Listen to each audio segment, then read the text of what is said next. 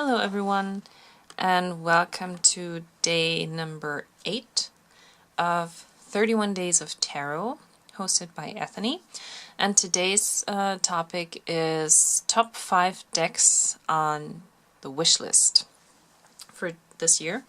And I only have 4 decks, well, kind of 5 if I count the Ludi Lescott. And I thought I would just jump right into my Amazon wishlist and actually show you the decks that I want. And the first one you can see right here, it's the Mermaid Tarot by Lisa Robertson and Julie Dillon.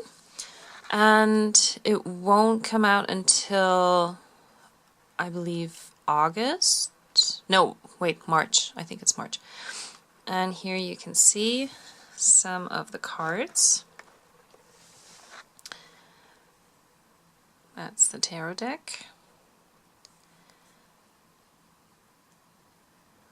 That's the Ace of Cups, the Fool, the Hermit. It's a bit darker now with the camera filming the laptop. And that's the back of the cards.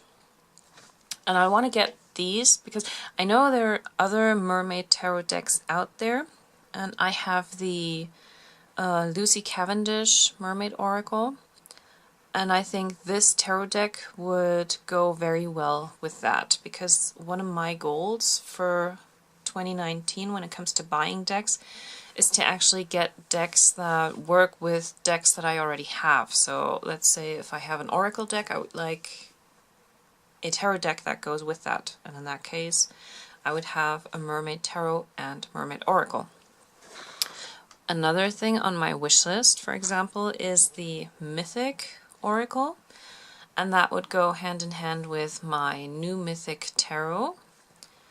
And here are some of the cards. Wait, let's see. Greek mythology, and again, this here on the camera looks a lot darker than it is. But that's because I'm filming the screen.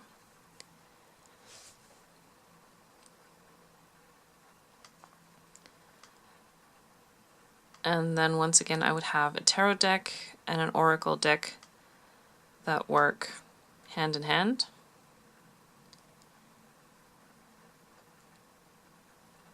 So I'm really looking forward to that one. Another one that I would like to get is the Mystical Manga Tarot by, it's Barbara Moore, you know. And this deck I would like to get because my very first tarot deck was a Sailor Moon tarot, Major Arcana only, that came out in 1999. It was a special edition that was released in a magazine, and ever since then I've been hoping to get a complete 78 card deck of Sailor Moon, but I know there's none out there. And even the 25th anniversary deck that came out from Sailor Moon last year, I think, that's made in China, is not officially licensed, even though it says that. But I talked to the guy from a local comic book store, and he had never heard of that deck, and then I mentioned that it's made in China, and then he's like, oh yeah, okay, it's not officially licensed, they just say that because in China obviously they have different rules when it comes to that, but if it was officially licensed he would be able to get his hands on that, because Sailor Moon is always something that people want to buy, Sailor Moon products in his store. And if it was available, he would definitely get it so that he could sell it.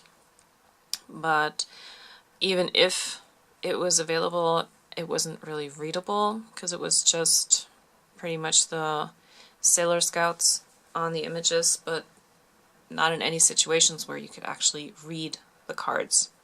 So that would be just a collector's item. And I know there's another deck that was on Kickstarter, Major Arcana only, but that is fan art, also not officially licensed, I guess. And I would love to get a deck from the original Sailor Moon artist. I think her name was Naoko Takeuchi. And that's the only Sailor Moon deck I would want to have. So instead, since that is not an option, I would like to get this one, because I like the artwork and the style and the artwork is not that different, at least not much, than Sailor Moon, and so I would like to work with this one. And then another one that I would like to get is the Pagan Tarot, but the kit that will be released in August, and I have pre-ordered mine.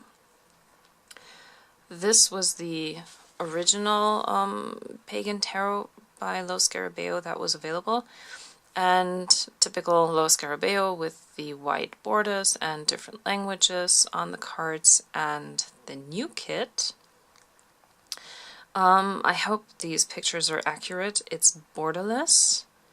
It only has one language, I think it's English, on the bottom right here, and a nice big guidebook. And also it's purple, even though it may not look like this here. It has the pentagram on the back, and I just love it. And so that's why I pre-ordered it. It's a bit pricey compared to what I would normally spend on a deck, but I think in this case I'll make an exception, and it's worth it to me, because I think this is just way prettier than the original with the white borders and everything. And so also this one has, I think, the Lover's card as the backside, and to have here a completely neutral back is, of course, at least in my eyes, better. And so yeah, I can't wait for August to come, and so that I can have it in my hands and look at it, work with it. Yeah, so these are the decks that are on my wish list for 2019. Thank you for joining me, and I'll see you in the next video.